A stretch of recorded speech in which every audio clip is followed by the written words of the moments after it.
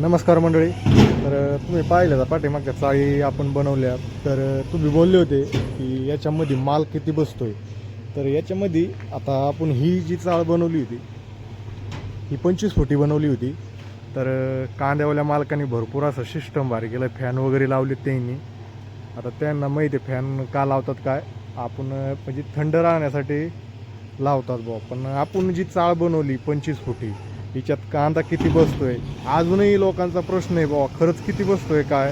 तर आपण ही सगळी पूर्ण बघा, ही कांदा चाळ बनवली होती कोणत्याही प्रकारे क्रॅक न जाता रफ आणि टपमध्ये अशी कांदा चाळ बनवली होती. तर हिच्यात नाही का 100 ते 150 गोण्या बसलेल्या आहेत. मालक बोलले म्हणजे तर अंदाज नाही, पण एवढ्या गोण्या राईट बसतात 25 फुटीमध्ये बरं का. संपूर्ण कांदा चाळ पाहून घ्या तुम्ही, ही कांदा चाळ आपणच बनवलेली इथे. तर मी बोललो होतो कांदा भरल्यावर तुम्हाला दाखवणे एखादी. तर हिच्यात 100 ते 150 गोण्या बसलेल्या आहेत अंदाजी.